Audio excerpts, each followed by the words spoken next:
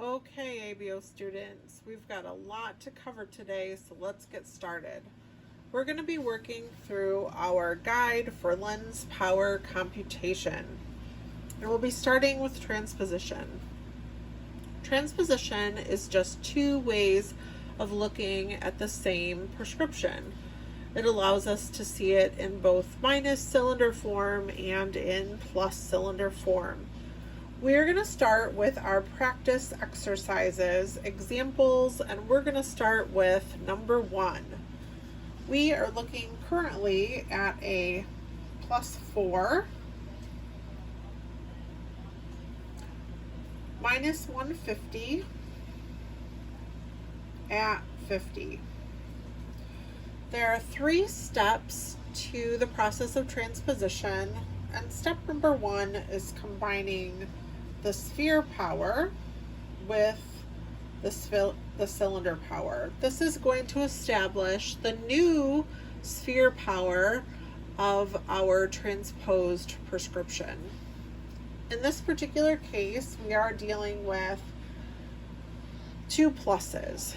So we have a plus 4 and we have a plus 150. When we have 2 pluses, all we need to do is combine those 2 numbers together. 2 pluses just equal more plus.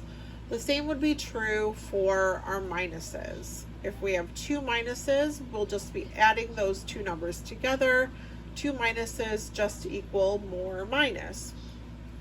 When we add our plus 4 and our plus 150 together, using our calculator just for reassurance, we should get a new sphere power of plus 550. That tackles step number 1. Step number 2 says that we need to figure out what our new cylinder is going to be.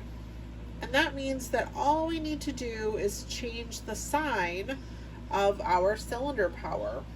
We are currently looking at a plus 150. So that means when we change the sign, we'll now be dealing with a minus, leaving our number exactly the same. So minus 150. The last step of transposition is changing our axis by 90 degrees. Now remember, we need to fall somewhere between 1 and 180. So in this particular case, starting with an axis of 50, we would need to make sure that we added 90 to our existing prescription. So we've got our 50 currently. When we add our 90 to that, we end up with a new axis of 140. If we had taken 90 away, we would not have fallen between the parameters of 1 and 180. That finishes our first example. So we started with a plus 4, plus 150 at 50, and through that process of transposition, we came up with a plus 550 minus 150 at 140. Let's go ahead and tackle example number 2.